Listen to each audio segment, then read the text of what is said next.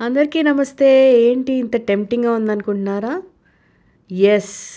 పనస తొనల పులుసు.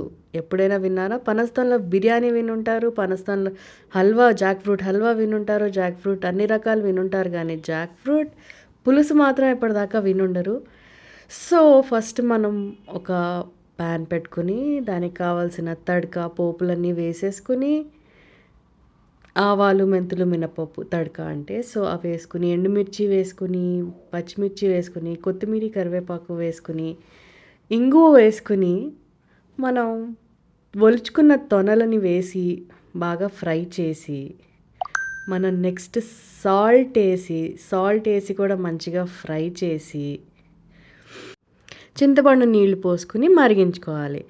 అవును. ఇంతకీ ఎంతమంది పులుసు తియ్యగా చేసుకుంటే ఇష్టపడతారు? మాకైతే చాలా చాలా ఇష్టం. సో, మేము బెల్లం ఇప్పుడు పనస్తోనలే తియ్యగా ఉన్నాయి కాబట్టి, మనం బెల్లం సెపరేట్‌గా వేసుకోక్కర్లేదు.